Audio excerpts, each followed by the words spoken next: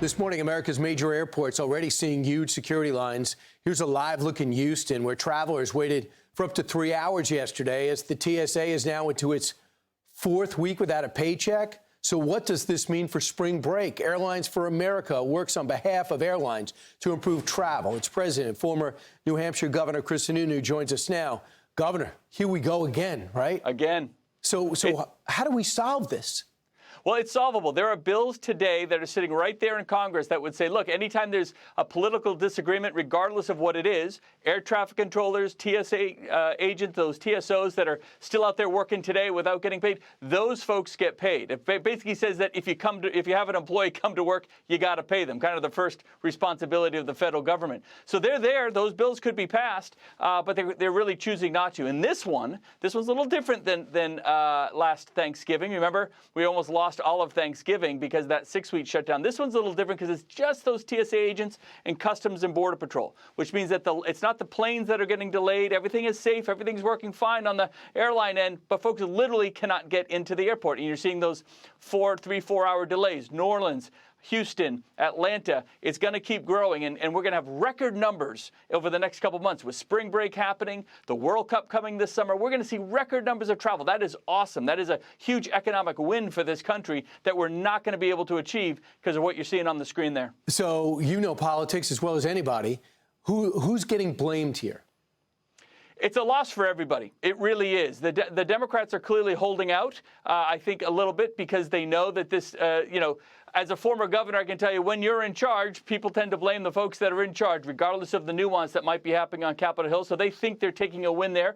But last time I checked, I'm looking at that screen, I see about 50% Republicans and 50% Democrats boarding those planes. Those are the real losers here. Those are the folks that have lost. The American public is suffering. Now, you want to have political debate on this and that is fine. But stop using the American traveling public as a political football that gets kicked around. So you know both sides. And you know politics. What can you do to land this plane, pun intended?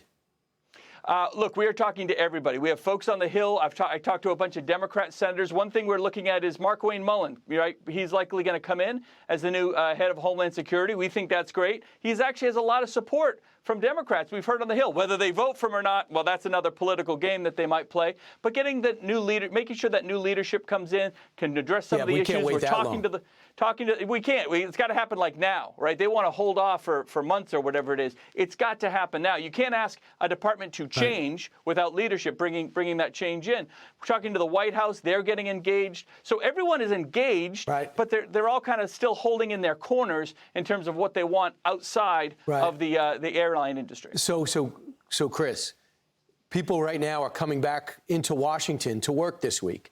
They'll look at those lines, live lines in Houston. That's every city in the country denying TSA agents who aren't making $2 million a day, denying them money, and they're not showing up in some cases, or they're quitting.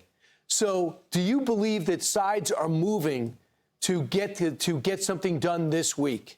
Not fast enough. No. Right now we're not seeing nearly enough movement. And you bring up those TSO agents, those folks in blue. They average pay about $35,000 a year. They already missed half a paycheck. They're going to miss another paycheck this week. If you're a senator or congressman walking through those lines, how do you look those guys in the eye? We should all be saying thank you, by the way, for the work that they're doing. For the most part, they're coming to work. The vast majority of the system is solid. But man, to have your bosses walk through the line and say, "Yeah, sorry, I'm not paying you."